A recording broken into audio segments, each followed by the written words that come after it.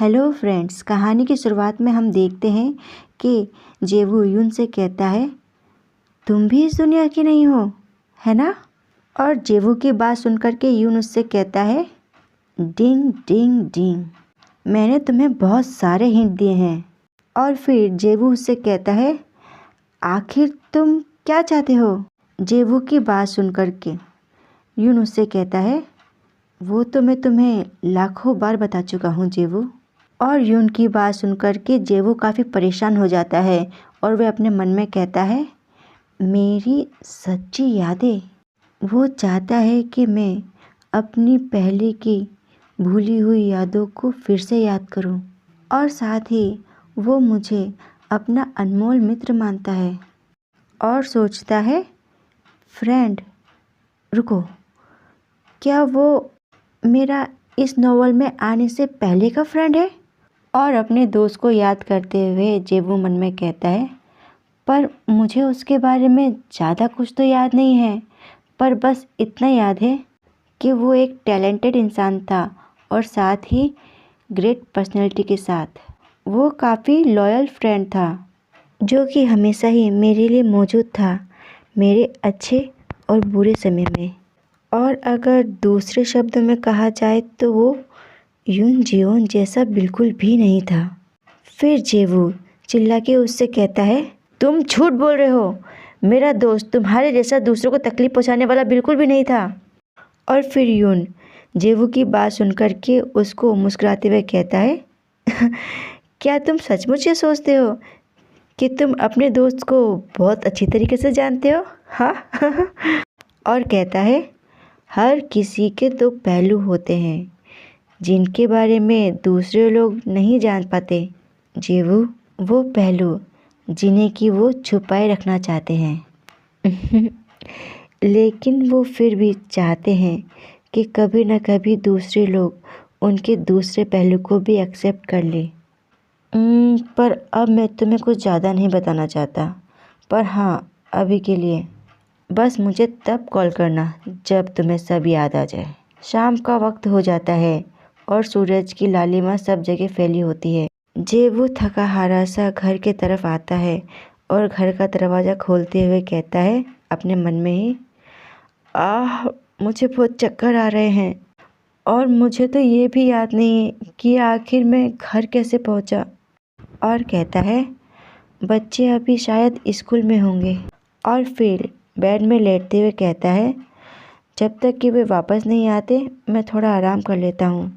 फिर अपनी आंखें बंद करके लेटते हुए कहता है, मुझे बहुत ज़्यादा चक्कर आ रहे हैं।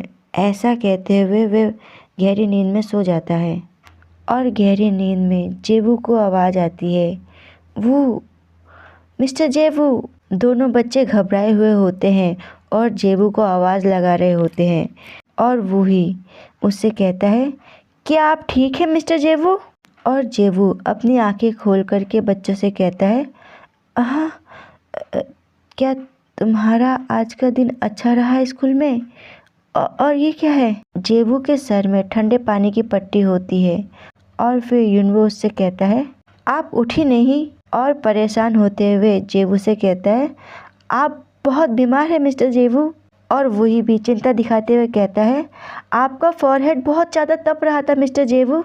और बीमार जेवू के लिए वरीड होते हुए यूनवो से कहता है, हमारे बारे में चिंता मत कीजिए, आप बस बेड पे लेटे रहिए, आज के लिए हम आपका ध्यान रखेंगे। और फिर यूनवू वही से कहता है, मेडिसिन बॉक्स लाना प्लीज़। और फिर वही जल्दी से अपने हाथ में मेडिसिन बॉक्स लेके आ जाता है। और काफ़ी तप रहा जेवू उनको देखकर कहता है, थैंक्स। और मन में कहता है, ये कितने प्यारे हैं। और हंसते हुए कहता है मन में ही, ये दोनों मेरा ख्याल रख रहे हैं। और फिर वही कुछ देखते हुए कहता है, आखिर हमें इनको कौन सी मेडिसिन देनी चाहिए? और कहता है, इसमें लिखा हुआ है कि इसे खाली पेट नहीं देना चाहिए। और यूनवो कहता है, हाँ, हमें इन्हें कुछ खिलाना होगा मेडिसिन देने से पहले। उन लोगों को ऐसा देख कर के जेवू मन में कहता है, क्या सब कुछ इनके ऊपर छोड़ देना ठीक रहेगा? और फिर वही राइस कुकर में राइस देख करके कहता है, ओह, यहाँ पे थोड़े से राइस बचे हुए हैं। और युनवो की तरफ देख करके उससे पूछते हुए कहता है, क्या मुझे इन सब को निकाल लेना चाहिए? और युनवो कहता है, नहीं, बस मिस्टर जेवू के लिए इनफ है। और फिर कुछ देखते हुए घबराते हुए वूही से पूछता है, पर आखिर डार्क सोया सॉस और सूप सोया सॉस में क्या अंतर है?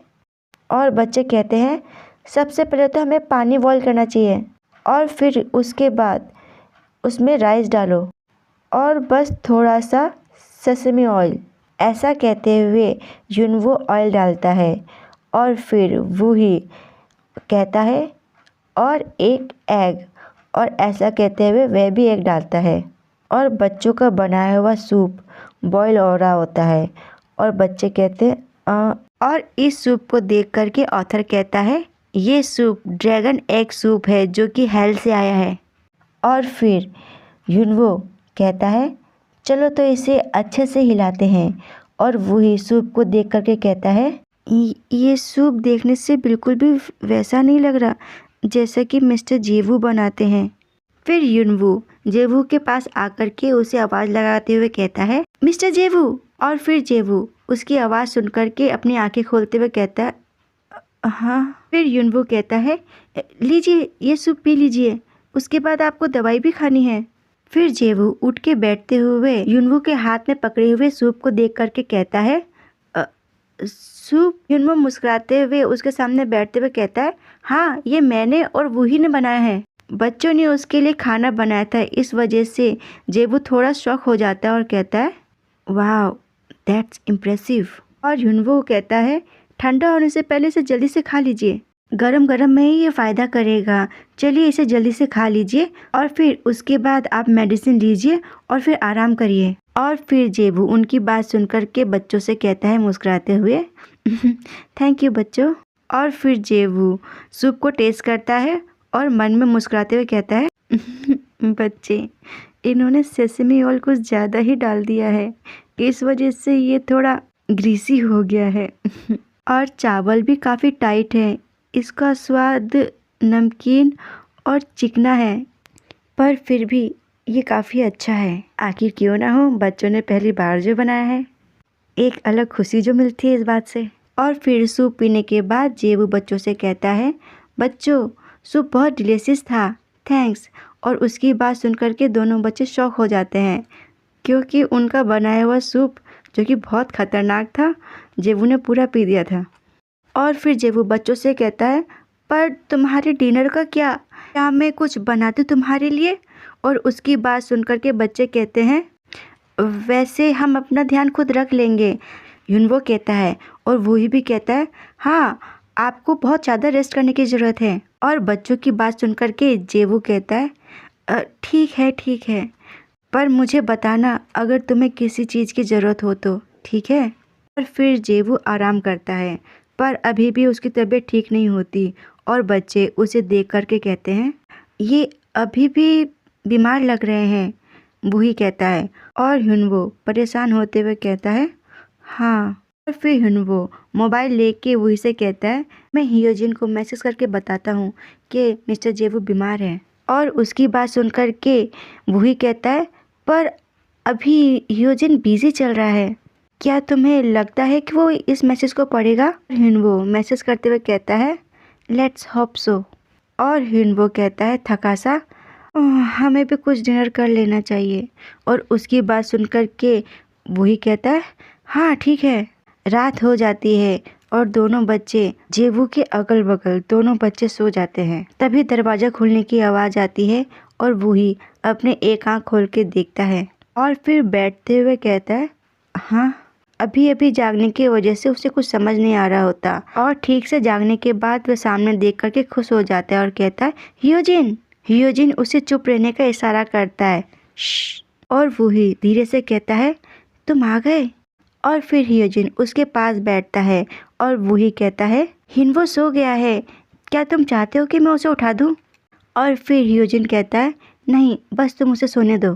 और उसकी बात सुनकर के वही कहता है, पर वो भी तुम्हें बहुत मिस कर रहा था और मैं भी तुम्हें बहुत ज़्यादा याद कर रहा था। वही की बात सुनकर के हियोजिन उसके सर पे टैप टैप करते हुए कहता है, मुझे पता है। और फिर कहता है, जेवू कैसा है? और फिर वही बताता है उन्होंने खाना खाने के बाद मेडिसिन ली है और उसके बाद वो तुरंत ही सो गए। और हियोजिन कहता है ओह, तो इसने पहले ही मेडिसिन ले ली है। और अपने हाथ में पकड़े हुए मेडिसिन को देख के कहता है मैंने घर में आने से पहले रास्ते में कुछ पेन किलर्स और सर्दी की दवाइयाँ ली है, पर मुझे नहीं लग रहा कि ये सब देने से कोई फ़र्क पड़ने वाला है इन द केस। और फिर हियोजिन जेबू को अपने गोद में उठा लेता है। वही शौक होके कहता है हाँ, तुम कहीं जा रहे हो? और हियोजिन कहता है हाँ, जेबू की तबीयत कुछ ज़्यादा ही ख़राब लग रही है। ऐसा वो जेबू को देख के वरीड होते हुए कहता है मुझे लगता है कि इसे जल्दी से जल्द हॉस्पिटल लेके जाना होगा। और उसकी बात सुनकर के वही उससे कहता है तो क्या मैं भी तुम्हारे साथ चलूँ? और फिर कहता है एक्चुअली नहीं, मुझे लगता है कि मुझे हिनवो के साथ यहीं पे रहना चाहिए। और कहता है जितनी जल्दी हो सके उतनी ही जल्दी मिस्टर जेबू को हॉस्पिटल लेके जाओ। और वही को इतना परेशान होते देख हियोजिन उससे कहता है वही। और तभी हिनवो की आवाज़ आती है हियोजिन। हिनवो अपनी आंखों को रब करते हुए हियोजिन को देख के कहता है तुम कब आए? क्या तुम्हारा काम पूरा हो गया?